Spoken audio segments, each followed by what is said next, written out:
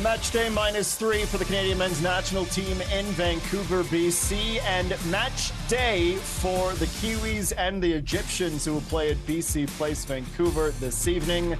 All that and a little bit more on today's episode of Bet365 for the win. It's a beautiful home for the beautiful game. We have Jimmy Brennan, Jordan Wilson, and Adam Jenkins. We will also have Forge FC's captain Kyle Bekker and our very own Christian Jack joining the program a little later on this evening. But as we always do to start the show, a refresher of sorts. Make sure we're all speaking the same language and on the same page. This is the Group B table at the FIFA World Cup after 2 match days. As it stands, Canada, the group winners, they would play the Kiwis if the knockouts were to start tomorrow. The Swiss would play South Korea. Bosnia and Herzegovina, they are battling to become one of the best third-place teams. They are currently outside that top 8 cutoff.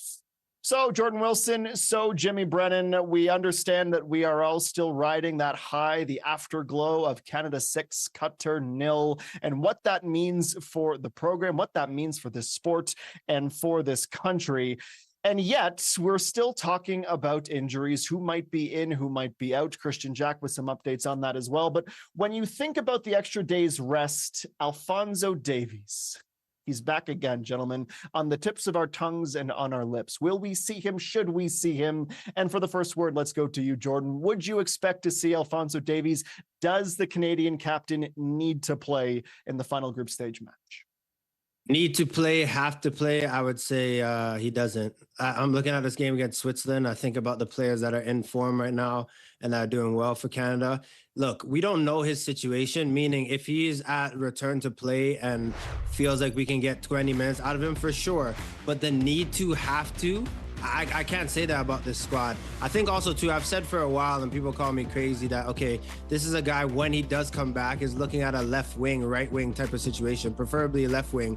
Maybe when Ali Ahmed gets tired or you want to switch things up and you're going to put him there. I don't really want to see him in a defensive position. When you think about Johnson and Larea locking it down, I don't think we need to see Alphonso Davies against Switzerland. I think if he's ready north of 70, 80% and around a 32, yes, would love to see him. And that doesn't mean start, but if he's good enough to give a little bit, I think that's the time to risk it. But I know there are other people saying, look, you want to see him play a match before the match of importance or a more significant match that would be around a 32. But I don't think that. I think if you can give him a little bit more time to get to optimal health and to get those percentages up, I think Canada should take that. Jimmy, I have a feeling you disagree on that take based on some previous conversations. I don't want to put words in your mouth, but I get the sense you are all but demanding to see him play if he's going to play in this tournament. Yeah, look, I agree with Jordan Wilson an awful lot, but not this one. Unlucky, buddy. Is it unlucky? Look, for me, he has to play. This is a group stage. You know that you're already going to the next round. He has to play and at least get 20 minutes, 30 minutes. And the reason being is because you can train all you want, but you're not going to get that match play. There's a return to play and a return to training and a return to play. He's at the return to play. He needs to get minutes right now. You need to see how his body handles a match. Running full tilt, change in direction, deceleration, acceleration. That's going to take a little bit of toll, and you'll be able to manage where he is. And I think this is the time to do it. What you don't want to do is get to the round of 32, an important game, which is a knockout game. You've got one shot at it, and put him in, say, second half. He comes on 30 minutes, and then all of a sudden he breaks down. You've got to use another sub. There is no time to test in the round of 32. If you're going to do anything, it's now against Switzerland. Let him play, see where he's at, see how he handles it. If he comes through it, no problems, then you know that you got Alphonso Davies ready for that next knockout stage. But to not play him or not test him during this match, I think it'd be the wrong thing to do. But I think also, too, Jimmy, what I would say, keep in mind for people that might not know, you were my coach 5 years ago, which feels like yesterday. So I'm always going to respect your opinion more than others, right? Because you once benched me, played me. We have that type of relationship. But I also think if you go and play him against Switzerland and the hamstring pops or it goes, then you don't have that ace card at all for round of 32. So that's why I'm like hesitant. I'm like, either way, he's not going to be 100%. So wouldn't it be a risk playing him too early as well. Like, that's how I look at this situation. Yeah. Yeah, look, I understand what you're saying, Jordan, completely. But I would rather risk him now to find out where he's at rather than to play him in the 32, think he's going to be okay, and then he pops something then. Yeah.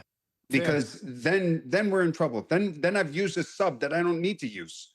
It's actually a double sub, right? Really, in a short period of time. So I think if he's ready to go and he's at that return to play spot right now where they think, okay, he's all right, he's good to go, I would try him now. Try him in this game against Switzerland, see how he gets through it. Now, if he pulls up with a little niggle, okay, get him off, no problem. We know we're through to that next round. But when you go to the knockout stage, there's no room for error. You can't misuse subs. You got to make sure everybody is raring to go and 100% fit.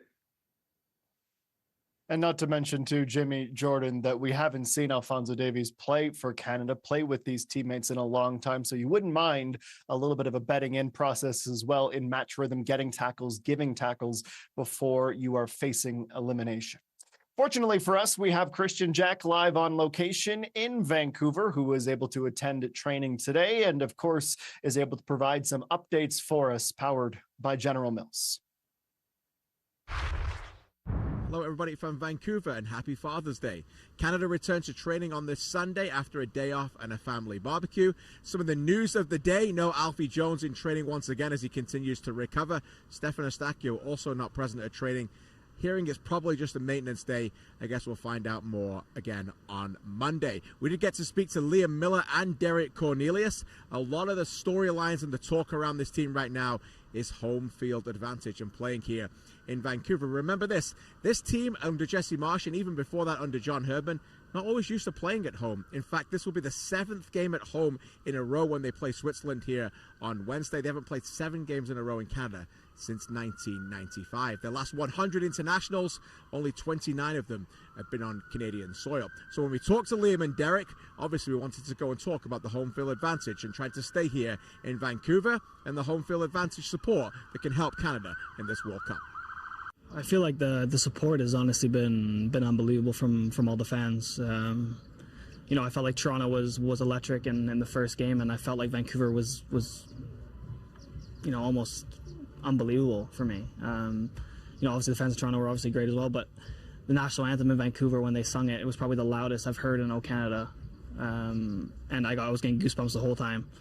And just the way the crowd was with the game, the result obviously probably helped with that, but it was honestly, it's been amazing to feel the support from all the Canadian fans. To see nothing but red in the stadium is amazing for all of us, something that a lot of us haven't experienced before. I feel like just seeing nothing but red in the stadiums, and honestly I think the home support has been helping us a lot with the tournament. No, it's nice to be playing at home. I think we went felt like a long time that we played in front of our home crowd, and a home crowd that was, everyone was behind Canada, and that was special to see. It's something that we've been trying to change the script for a while. When we play at home, there's been a lot of support from away fans, from Canadians, and we've been trying to really push that, when the Canadian national team is playing at home in Canada, that everyone should be wearing red and really getting behind Canada. It's like a 12th man, it really is an advantage. It's such a big advantage. And that's why I feel like if we win the group and stay in Vancouver, it just gives us even more of that advantage.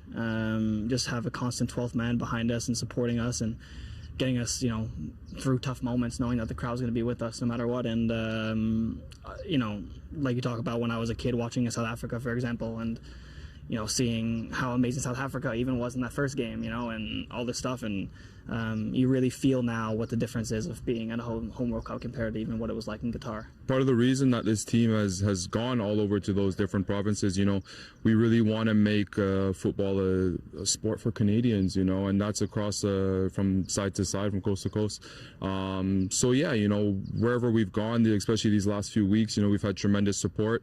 I think, you see a country's finally excited about their Canadian men's national team, and that's part of the reason why we put on that jersey, to inspire the next generation and hopefully to make all Canadians proud. We want to grow the sport in every single province in the country, we want to get it bigger everywhere. So I think it's really important for us to go out there and us to show what we are and who we are to each different province. Obviously, Canada's a very, very big country. You know, it's 5 hours to get from Vancouver to Toronto. So, but yeah, we just wanted to be able to show out in every province, and I feel like we did that in Edmonton. We showed out, put a good performance on. Montreal put a good performance on as well, and then also in Toronto and Vancouver. You know, it was a good performance as well. So, I think it's just amazing to be able to get around the country, see different faces, see different people, and be able to show our support for each province. Yeah, no, honestly, you can see the buzz in the city, you know.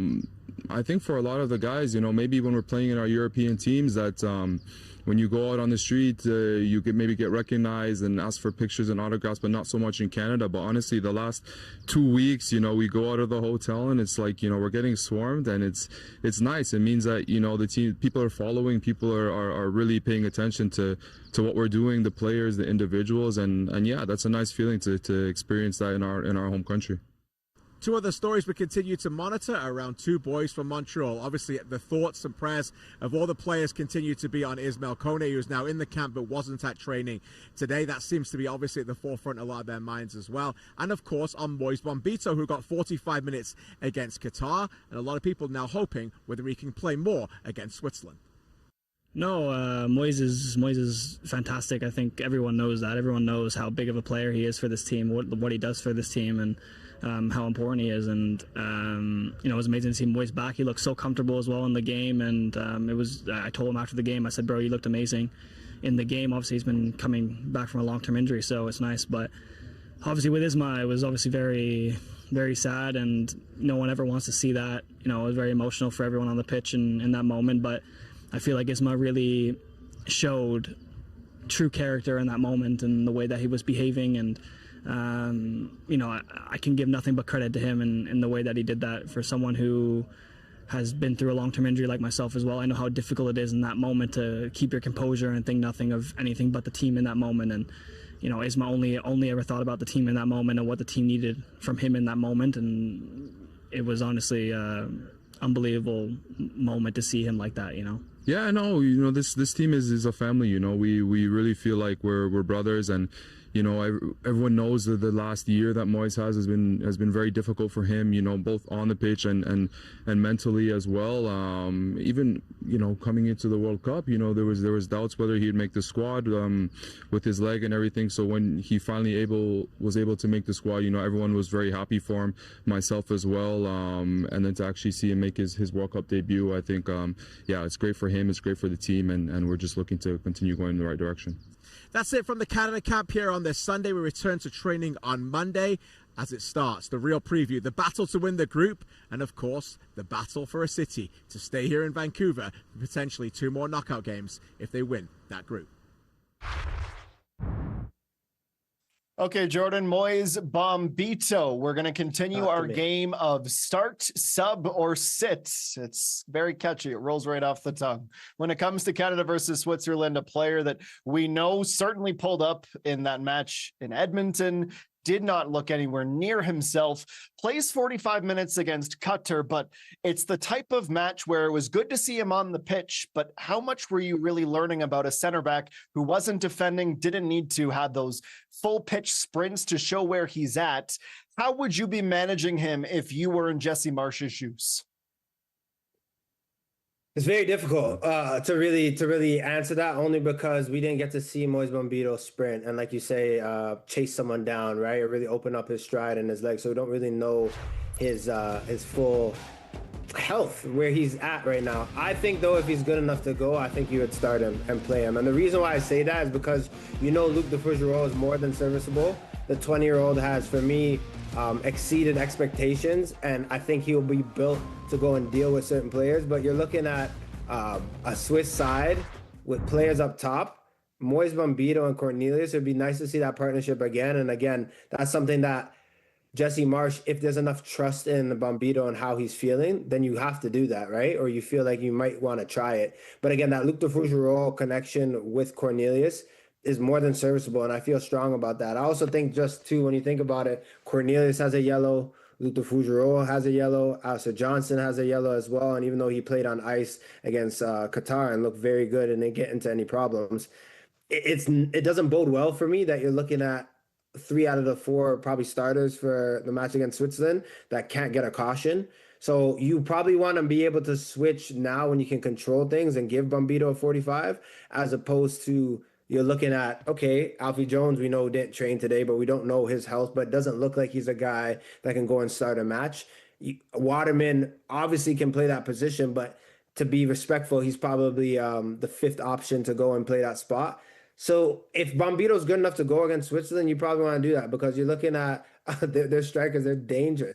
They can go. So Bombito's the best candidate to probably handle that. But again, his health is something that can't judge him off of the Qatar match, because that wasn't really fair. Yeah. Like, you never got to see him defend, get low, have to run back, what it's like to head the ball and then trail and run back into position. The whole game was in front of him. He could do that in his sleep. So again, a nice diagnosis on him would be great. But I guess if we see him starting, then Jesse Marsch has full faith in him and he's up to snub. But if he's not, that probably means he needs a little bit more time. And it's just different than Moise Bombito and Alphonso Davies, but within the realm of the manager's dilemma, rocking the boat of a team, of a group that is functioning more than adequately. How much do you tinker if you're Jesse Marsch? All things I'm sure the Canadian gaffer is considering. Okay, full time, and one of the results of the tournament, just moments ago, the match ends.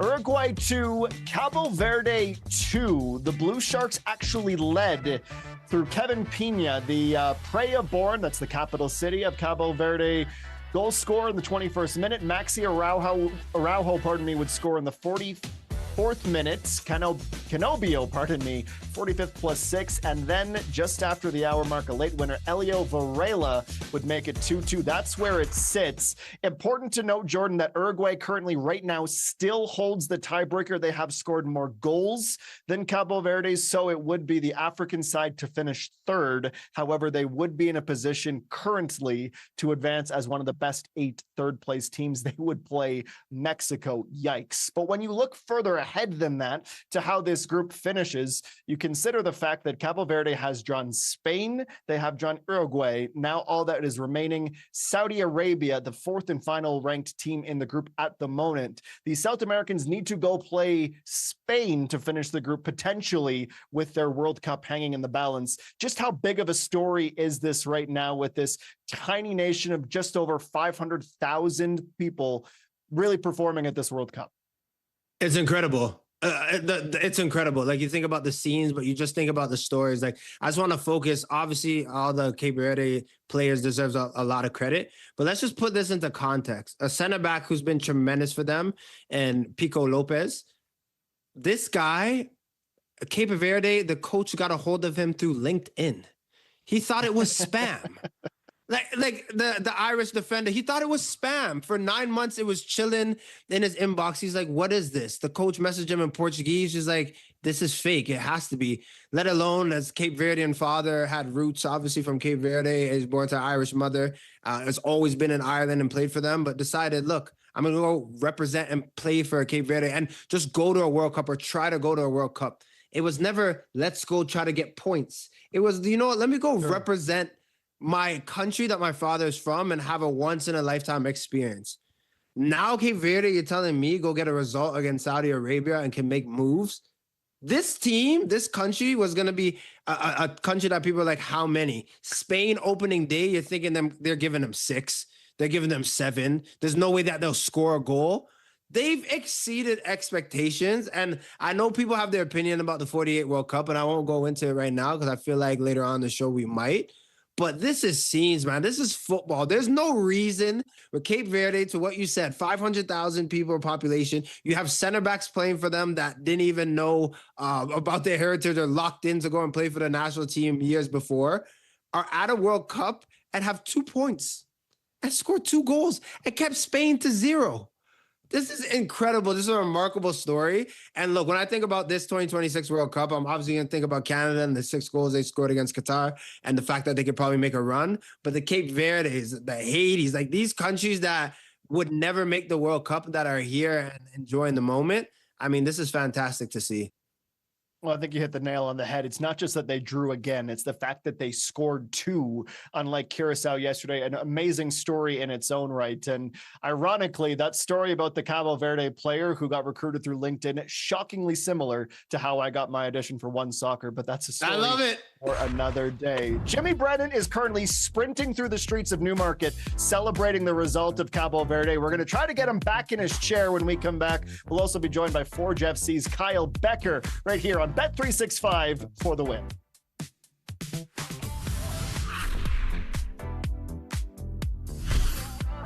For the Win on One Soccer is presented by Bet365.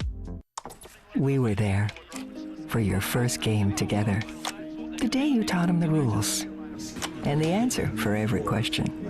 We've been there for the good times and a few moments we don't talk about. And now, who won the most Canadian Classics? it's a passion you can share. And we're just happy we could be there. 20 years, and we're still growing. Together.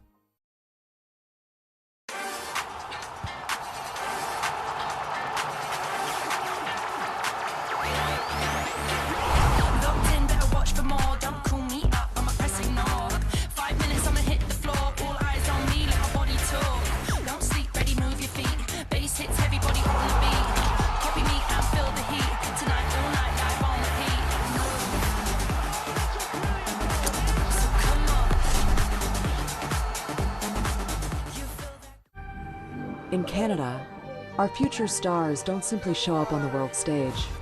They are built from the ground up, right here in the heart of our communities. Come on. Oh, lovely through ball there, Isaiah Johnson! Goal for Halifax! From a childhood dream to the national team. Jacob Shuffle, good! Yes! He's done it!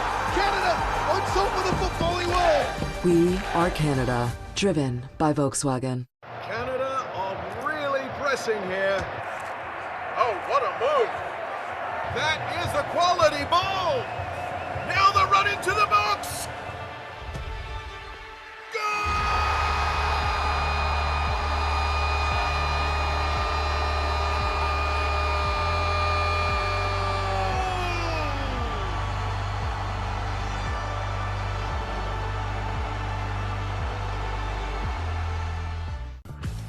For the Win on One Soccer is brought to you by Samsung.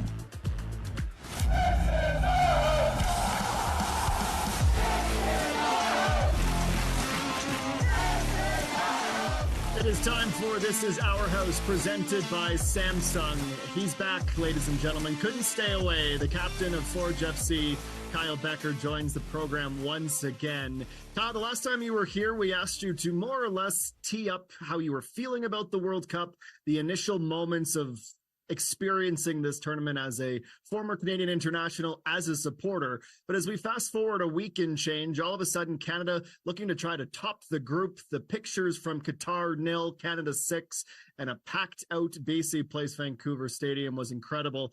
I'm curious what your reflections are from one of the most dominating matches of consequence in this program's history. Yeah, I think I'm like a lot of people across this country. I'm buzzing. I'm shocked. Didn't really see a 6-0 beatdown on. I didn't have that on my radar, but I was loving every second of it. As I said the last time I was on, I think there was a ton of positives from that first game, especially in the response to going down, specifically in the second half. And clearly the boys were feeling confident and good, and you go into that game and they put their stamp on it. Yeah, Bex, I look at obviously the game this past couple of days, and you think it's 6-0. Like, when I was thinking about this tournament, I was like, okay, 4 points out of the group in general felt good to me. But did you expect more from Canada? Like, in terms of the fact that 7 points are right around the corner, they could potentially do that. Did you see this coming? Like, were you in the camp with Jimmy? Jimmy said 7 points is on the table and he feels like Canada could take that. But did you also see that coming? That 7 points is something that Canada could get? If I'm being completely honest, I didn't think 7 points was on the table. And it's not necessarily because I didn't believe in the group or what we were doing. I just think in tournament football, so many things have to go your way to come out of the gates, be flying. And there's so much that rides on that first game and getting a result and then taking that momentum into the next one. yeah, I think they surpassed all expectations. I know there's a ton of chatter leading into this tournament. I think when you look at those two friendlies going into it, they weren't the most inspiring performances this group's had in the past couple of years. So I do think there was a little bit of hesitancy on my part to believe in that 7 points. And then you look at the injury list, but there's no doubt in the quality, and the performance was fantastic. So now it's just keeping a realistic expectation going into this final game, keep themselves level headed, go out and do what they do, and stick to that game plan, and know that if you get a result, you can end up top of the table. Kyle, you've had some new rules implemented in the CPL that you're used to now. Now you're watching it in the World Cup at the world stage. You know, the 5-second throw in, 10-second substitution. If a player gets injured, he's off for a minute. And then the big one, the big controversy about covering your mouth. What do you think about the new rules? Honestly, in terms of the timing, I think it's great. I think it allows a little bit more flow to the game. I know that all of us who've been in it understands there's the gamesmanship side of things where teams are down or they're trying to kill a game and disrupt the flow of the other team, especially when you're out of possession for long periods of time. But the things like the goalies having the ball in their hand for so long, the refs being on top of it, the throw-ins, getting the ball back in play, it is good. I think ultimately it forces teams to be able to play more, think quicker, play quicker, get the ball in, because you can't just sit on things where the ball goes out of bounds. You're fixing your socks, you're talking to the coach, you're doing all the little things that we've seen specifically in CONCACAF over the years that can be so difficult to play against, where you feel like you're playing against that 12th man.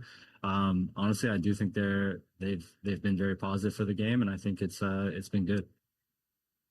Kyle, there's obviously 47 other nations at this World Cup aside from Canada. If you are able to be a person with great willpower, you can just focus on the Canadians and let the rest of the tournament pass you by, or you could be a football sicko and try to watch as much as possible. I'm curious, which other nation has impressed you and who you really enjoy watching in this tournament?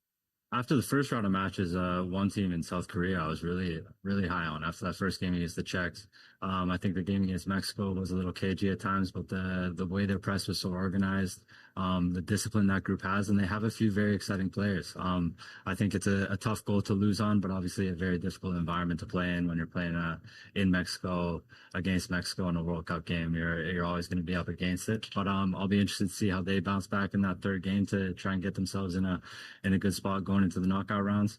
Obviously, I am a little biased with a small Dutch heritage, so I think that Netherlands team, I was very excited about that second game. That was a little bit of a beatdown on Sweden, but I think you've seen a lot of great performances. Like Japan, they were fantastic last night. Again, putting their stamp on that game, scoring some fantastic goals, being free-flowing. The Paraguay-Turkey game the other night before the red card, where we talked about that rule change and Almiron getting sent off. That game was insane, going back and forth. It was just seeming like one team attacks, the next team attacks. There wasn't really anyone in midfield holding things down and kind of getting the control of the pace of the game, but very exciting to watch. And again, another one close to playing here in Toronto. I think the Ivory Coast has been great. That Diomande playing left wing, I think he's been a problem. They've put out two strong performances and be looking to show up in that third match and get themselves in the knockout round as well. So I do think we're seeing a lot of fun games and a ton of quality across the board. No, it's been fun to watch from beginning to end, absolutely. Every match and seeing different teams and the different stamps on the game. I want to just talk quickly to you, Bex, about Canada. Like, who has impressed you in this group so far after watching the two games? I really like the response from Tejan in this second game. I mean, I was a little bit critical of him not being direct enough, getting at people, doing what he's so good at, and terrorizing defenses. And the way he started that match against Qatar, that left back never stood a chance. And so that was fantastic. Being more direct, being more creative, showing what he's all about was huge. So I think he was one that I was very, very pleased with. And then obviously my boy Richie. I think he's been fantastic over the two games. There's been moments where he's really got himself in and made a case for being a starter even when Fonzie comes back. So I'm buzzing for him as well.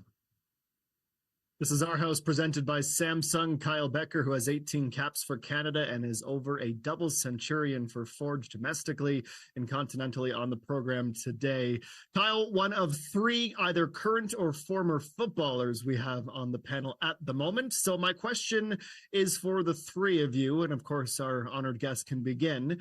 How do you, Kyle, as a footballer, watch football? Are you able to just sit back and enjoy with a cold beverage in your hand, or is there something hardwired in your brain where you're trying to isolate certain patterns or be a little bit more studious as you're watching? Can you do both? Does it depend? I'm curious for the three of you how it works. Yeah, really just try and see what each team's trying to do, and then just look for little players that are kind of showcasing their talent, standing out a little bit, what they're doing, what's giving them the success during the game, little actions off the ball, little touches, how they receive it. I think in that Brazil game the other night, the thing that funny enough, I was speaking to David Edgar about it as we were watching, and he made a comment. The amount of times the midfielders let the ball go across their body and break lines and really just disconnect every part of the press that the other team's doing is fantastic. So those little nuances in a game when you're playing at the highest level make the biggest difference. When it comes to something like Canada, where it's so close to you and you have so much skin in the game, it's a little more nerve wracking, I would say. You have a little bit more, you're on the edge of your seat, you're buzzing, you want them to do well, you're yelling out, you're a little bit more vocal on the couch, I would say. But for the most part, I'm enjoying all of this, man. I'm trying to watch as many games as possible, take in as much as I can, and see if these old legs can implement something in the second half of our season. Look, I'm the same. I love watching the games. I love watching the tactical side of it because it really is a chess match to see what formations are what and how they press and are they a counterattack team. And I really love getting into that. And I hate nothing more, right? When I'm watching a match and I'm enjoying it, maybe having a beer, and then someone from the house comes over and starts talking to me. And I'm like, leave me alone. Oh, dude. Do not talk to me for 90 minutes. That's all I ask. Yeah. Right?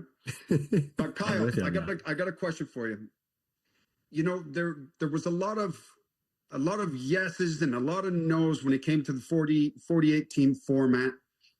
You've watched the group stages now. You've seen some great results, some upsets. What do you think of the 48 team format? I'm not gonna lie, like as good as this tournament's started, I do think it kind of dilutes things for me a little bit. I liked how difficult it was before. I liked how big of a grind the qualification was. Don't get me wrong, the games, as I said, the games have been fantastic, but I do think with this bigger pot, it does change things. And I think of all people, I never thought I'd be agreeing with Zlatan Ibrahimovic, but like he said it, he's like, it's almost done for stats and things like that for it to become easier for guys to just go out and break records that were standing for the longest time ever. Like it feels like it was something that was concocted similar to the hydration break. Like it's like the powers that be are just up there and they're pulling the strings and we're all just sitting here agreeing with it. But as long as the games keep staying competitive, then I'll shut my mouth. Kyle Bekker joining This Is Our House, presented by Samsung. Kyle, thanks again for spending a few minutes with us, and enjoy the big match on Wednesday, Canada, Switzerland.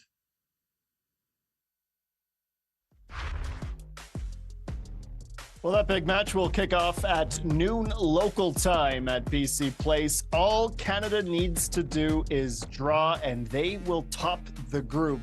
And yet, undeniably, their toughest opponent yet in the Swiss, who, of course, will be motivated to win the group as well. We've talked about Cabo Verde and their big 2-2 draw with Uruguay, but we also have a few other matches in the books from the World Cup today. It began, Jimmy Brennan, with an absolute beat-the-brakes-off type of performance from the Spanish over Saudi Arabia. Certainly, they were frustrated by their performance in the opening match of the group. Are Spain back? Is that the Spain you were expecting to see in their first game? You know, I always say what ends up happening in that first game, it's emotions are riding high. You never know how things are going to plan out, the way that you want to play. And there's a lot of upsets. You look at Argentina losing to Saudi Arabia in the last World Cup. That first game is always a test just to figure out where you're at. Spain obviously embarrassed what happened. And then stepping up to this match, I think everybody knew there's no chance Spain's going to draw against Saudi Arabia. They're not going to lose this match, and everybody stood up, were at their best, weren't they, to get a 4-0 win? Well, Jordan Wilson, those goals came early. They came often. Lamine Yamal on the 10th. Oyarzabal had a pair of goals just 3 minutes apart. And then Altem Bakhti, an own goal, all before the 50th minute of the match. Are you with Jimmy? Is this Spanish team for real? Is this what we were expecting to see from them earlier? I think they're for real if Lamine Yamal plays the way that he did. I think if he can remain healthy, look, there's no coincidence that he was the one to score in the 10th minute and get things going for them because he's the magic man. We see it every World Cup. There's a player, usually attacking one, that has quality going in, or people are decorating them as the next second coming or the next one up. And depending on how they were, this is Mbappe years ago as well, depending on how they can start and get things going for their team is how they're going to review it in that country. This is Lamine Yamal's tournament. If he can put up numbers, if he can be the guy to ignite that offense for Spain, they have a shot of competing with the rest of them. This is a funny World Cup because usually you have 4 teams where you're picking and you're like, oh, this could be the one. Now we kind of just doubled it and said, okay, well, there's 8 top teams. Like there's the France. We're looking at Germany. You're looking at Portugal maybe, right? Spain's up there as well, but it's about the goals. And when you go and have a 0-0 game and so many shots, but you can't go and finish your dinner, then you're wondering, okay, this team has a deficiency. But taking care of business the way that they did today, tidy. Lamine Yamal went in at halftime, did his recovery, came back out, showered, came back out with a chain on. Like, it was just, they cleaned up today. It was I kid you not, Jenko. I'm hyperbolic, but that's literally what happened. The guy came out with his ice, with his bling. Spain is deadly. They have so many players that can hurt you. I really rate them if they start to play like that. But again, it's tournament football. You have to show up every single day. Okay, unfortunately, still some technical difficulties with Jimmy Brennan, but we're going to continue our chat from the earlier results today, Jordan. Look, we as Canadians have fell in this exact trap before with the Belgians. We'll remember that Canada, their first match in Qatar, 19 shots attempted, an Alphonso Davies penalty. They don't get their goal. Belgium get their one. But that was the only goal that they scored in the tournament before being eliminated in the group stage. Yes, they came back and had their 1-1 draw with Egypt, but they're held scoreless again, and they saw Ngoy sent off against the Islamic Republic of Iran. Look, it's too early to play the hits of, is this team washed? Are they no good? We know where they are historically and in the FIFA World Rankings, but surely this is a huge cause for concern for the Red Devils. Yeah, for sure. Absolutely. With what you said, I think the biggest thing that I want to focus on when it comes to Belgium is that this is the last dance for a lot of players, a lot of quality players that we've enjoyed throughout the years. Like when I'm thinking about Lukaku, like players like this, like De Bruyne, players that have just been so electric over the years, mostly for club, right? But it hasn't worked out really for Belgium on the international level. And it looks like as well this tournament that they still haven't hit that gear that they need to, right? So obviously looking at this team, this is never a question about talent. The talent is there. It's a question about cohesion. That is what we're looking at with Belgium. And as a 2 matches in, it doesn't look like they're cohesive. It doesn't look like they're on the same page. And for me, in tournament football, when it comes to country, you have to leave your ego at the door and you have to put the badge on the front and make sure that you play for that. I don't know if these players are on the same page because their performance on the pitch is not reflecting that at the moment. 2 goals in their last 5 World Cup matches, certainly not good enough. And they will be watching tonight's match with bated breath. The Kiwis and the Egyptians will play. If there is a winner, Belgium would drop to 3rd. And depending on how many goals are scored in this match as well, the tiebreakers could see Belgium on the outside looking up at either the Oceania or African-based nation. And we won't have to wait very long to find out those results. At the moment, Belgium would play Australia in the next round. Iran, who tops the group, would play Czechia, New Zealand, and Canada before the final match kicks off today. Well, Kyle Bekker was recently on the program. The next time you will see him on One Soccer, unless we can convince him for one more interview, will be in the TELUS Canadian Championship, as his Forge side hit the road to Stade Boreal to take on CS Saint Laurent of Ligue 1 Quebec. It will be a doubleheader at Stade Boreal, as Supra will then host Atletico Ottawa later on that afternoon. And then matches 3 and 4, all on the same day, July the 8th, Vancouver FC of the CPL hosting CF Cavalry. When we come back, we will continue to talk about this World Cup, of course, and whether or not we were wrong and the pundits were wrong about 48 teams in this tournament.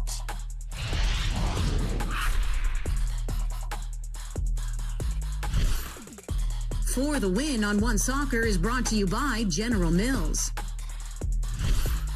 For the Win on One Soccer is brought to you by Turkey Farmers of Canada.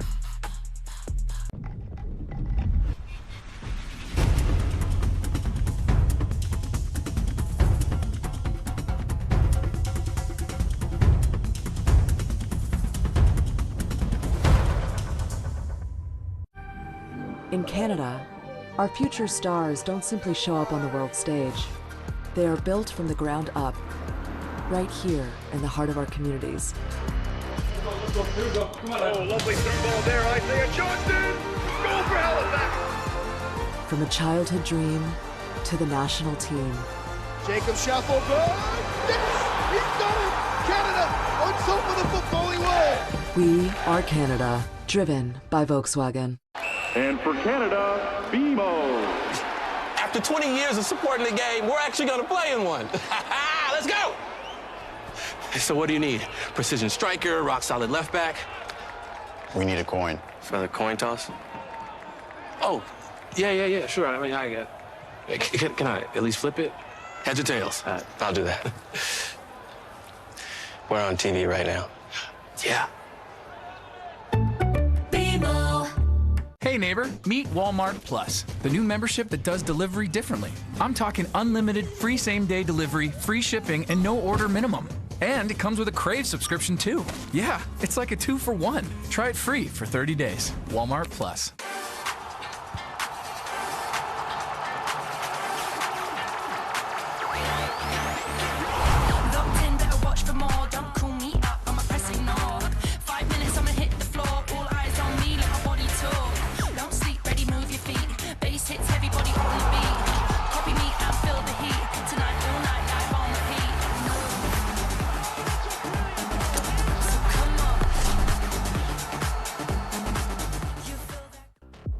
For the Win on One Soccer is presented by bet365. The next match that we will see on the Lakeshore at Toronto Stadium will feature two sides looking for their first win of the World Cup. Panama and Croatia from 7 p.m. Eastern Time on Tuesday. England and Ghana, of course, both winning their first matches. They are sitting pretty in their group, with Panama and Croatia having some work to do. This is Bet365 for the Win. Adam Jenkins and Jordan Wilson with you, here to discuss over the next few minutes, Jordan, the 48-team World Cup. One of the biggest talking points from this tournament so far, probably second to the hydration breaks, but a lot of people rightfully skeptical of expanding the tournament, how it affects records, how it affects the qualifying process, et cetera, et cetera. And those fears were certainly intensified after we saw the 7-1 thrashing of Curacao earlier in the tournament. But since then, for the Minnows, as they are known, certainly based on their FIFA World Ranking, there have been some top performances from the likes of Cabo Verde, as discussed. Curacao bouncing back with a draw to Ecuador yesterday. Were some of your fears at least belayed or minimized by what we have seen so far, understanding that there are still many games to play?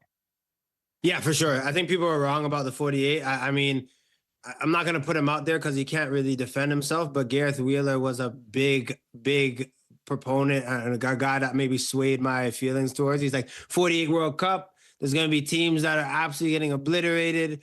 And you kind of think that, right? Because even in a 32 World Cup that I'm used to, there's always probably like 4 or 5 teams you're like, okay, you're getting outclassed, right? But I would say there's been probably more positives, more exciting matches, more stories like Cape Verde, like teams stepping up, right? Like I feel like these matches, I thought it was going to be one of those things where you looked at it and you looked at teams and you're like, oh, there it is right there, Pico Lopez that we're looking at, the center back I was referring to. But these storylines have just been incredible. And I think, honestly, the quality on the pitch, too, has also backed that up. So right now, what is it, 40%? 30%, 40% through the tournament, I feel like I've enjoyed the games. I've enjoyed the results. And I don't think there's that big of a gap as people expected there to be.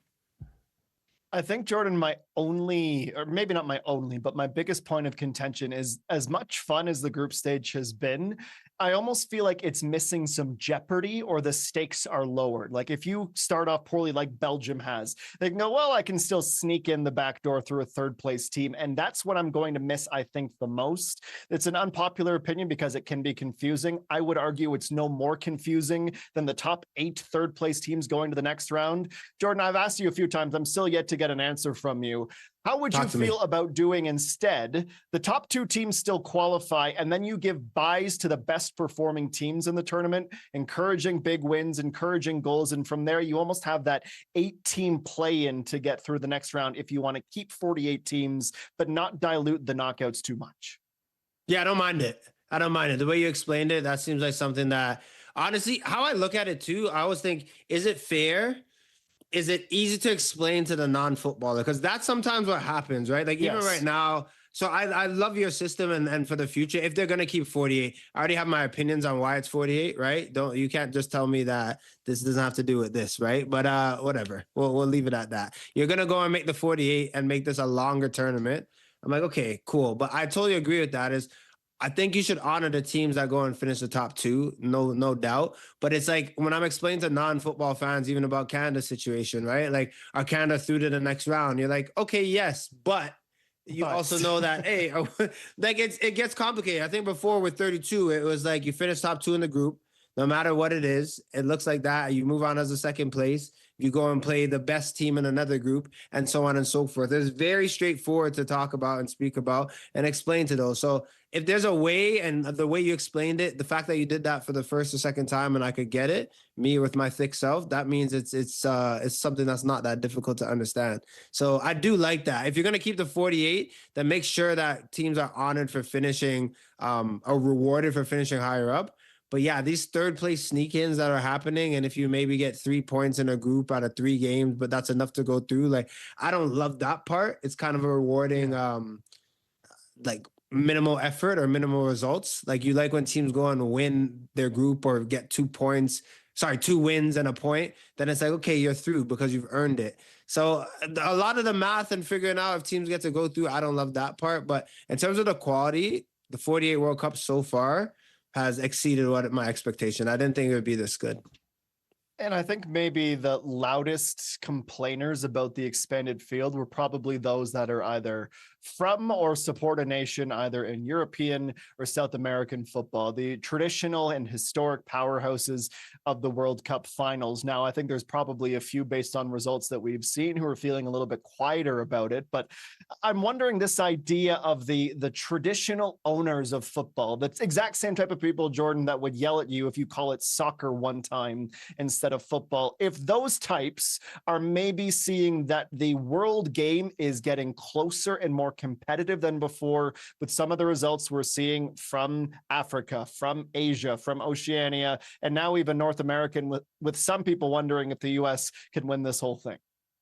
Yeah, no, I feel like there's a little bit of ignorance to that as well. And I think that when people are speaking about smaller countries or countries that maybe don't have a rich history in football, but we could say without a shadow of a doubt, football now, there's globalization. Like there's talent everywhere. Right. And I also think with resources, yes, of course, you're looking at Germany or you're looking at powerhouses that have done well and won World Cups, right? Brazil's like, no one's saying that a Cape Verde is going to be at a Brazil's level. This is totally different, right? In terms of rich history, population, big ballers that have come from that country. There's no way that you can compare that, right? That will always be, or for a very long time, be a David and Goliath situation.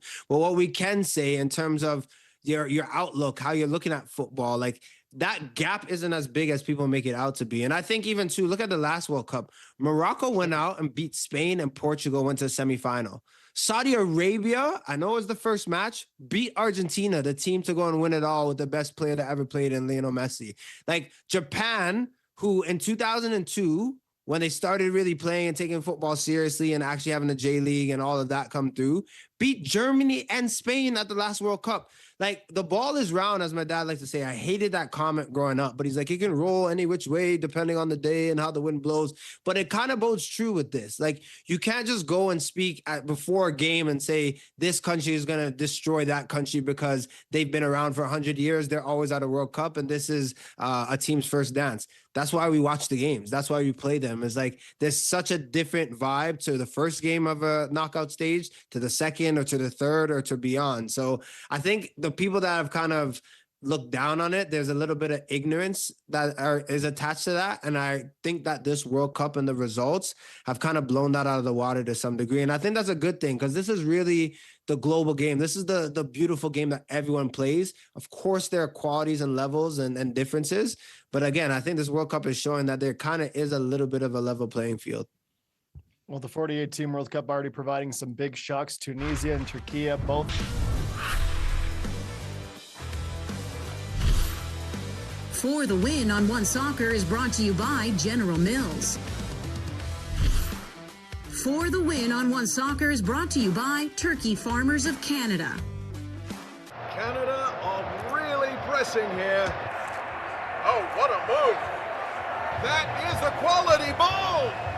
Now the run into the box.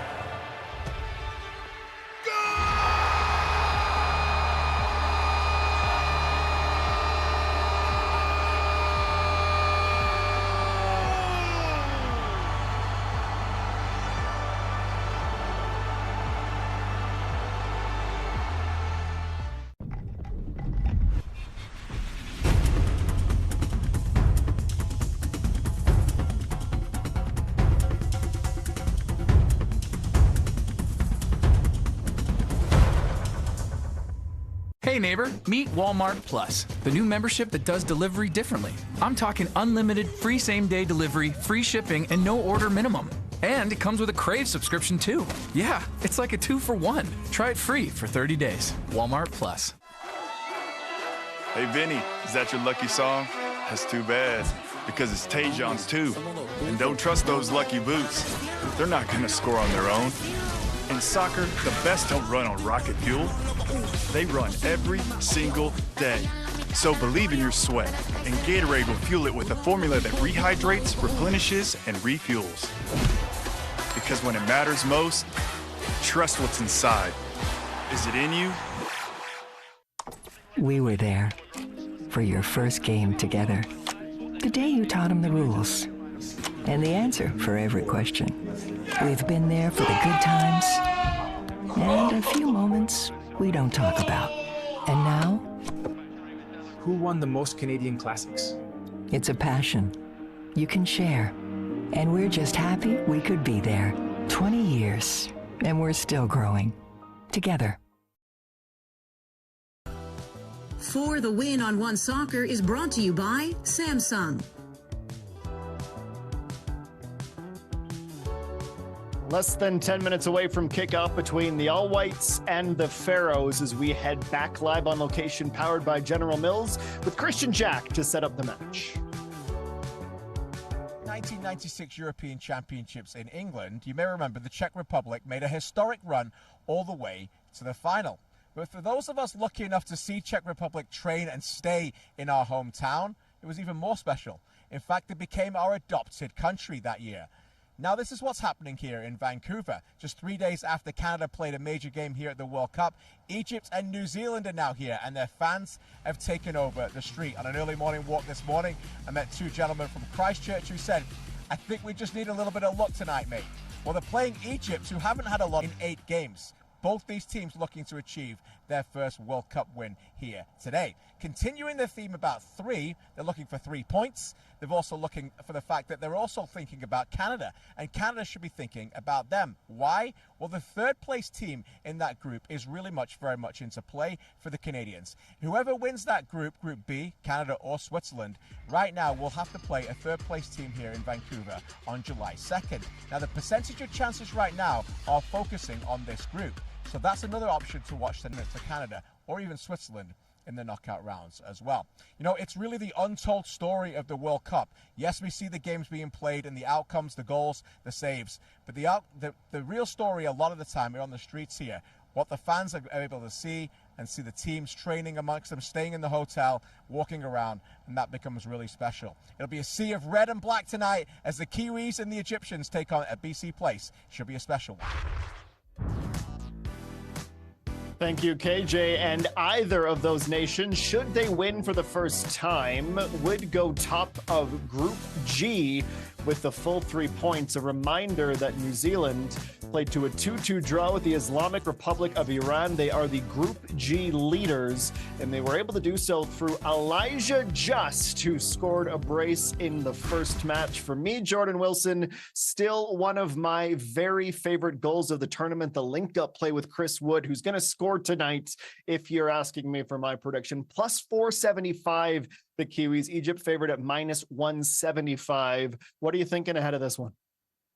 Before I get into that, can I just say as well, like, once I got into this media career that you kind of told me to get into, right? You said retire, you're getting old, this is your time to do something. No, but like, I'm blaming you, but I'm also, you're looking out for your boy. When I see Elijah Just, right when I came back home in 2019, 2020 to play for York United, playing against this guy in Denmark. The fact that this guy is now scoring World Cup goals, I would like to think 5 years later that I've done great with my life. But you're thinking about a guy you used to go into tackles with and rub shoulders with is now bagging a brace at the World Cup. Shout out to Elijah Just, but that is insane to me that is the connection that people are doing. What I think about this match, I think it's with New Zealand and Egypt. Obviously, Egypt are going to be the favorites based on the players that they have. Obviously, Mo Salah, you're looking at Marmoush. Like, you're looking at Egypt as a team that could do damage. But you're thinking Chris Wood on a counterattack. You're thinking big presence for New Zealand.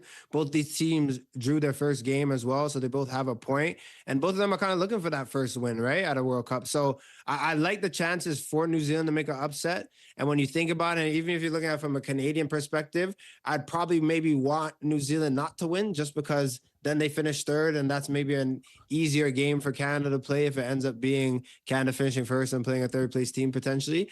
But this is going to be a close one. I know Jimmy and I, we were talking about it yesterday. We got money on this one, but we can't say how much money we put down because that's illegal. But, yeah, we got some money right on this one. He thinks New Zealand's going to win. I'm like, Egypt has this in the bag.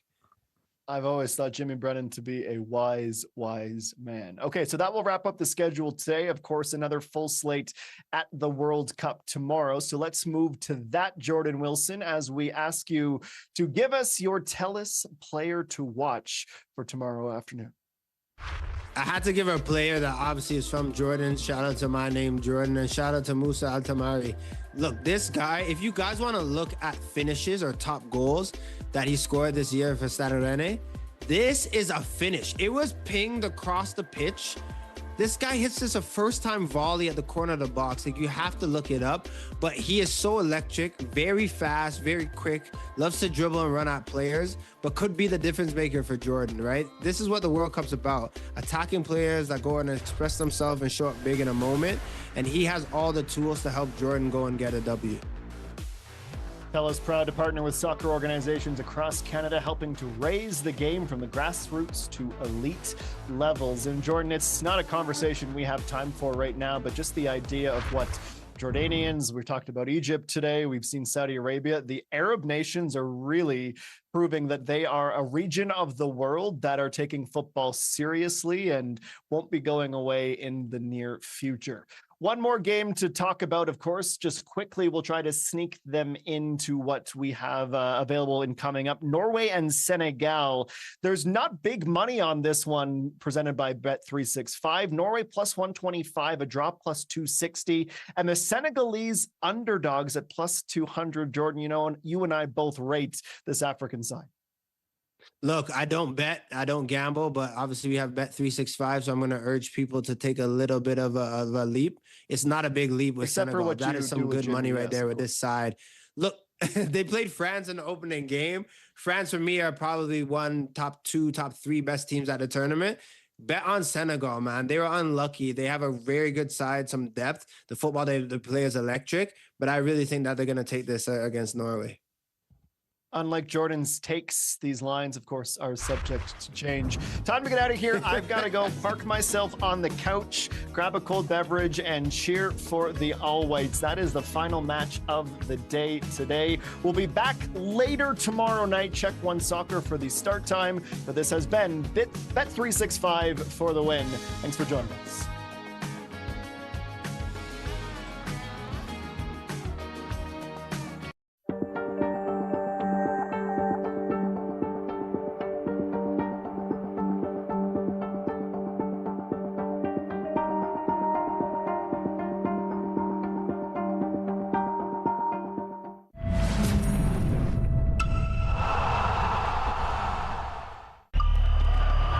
You think you know soccer?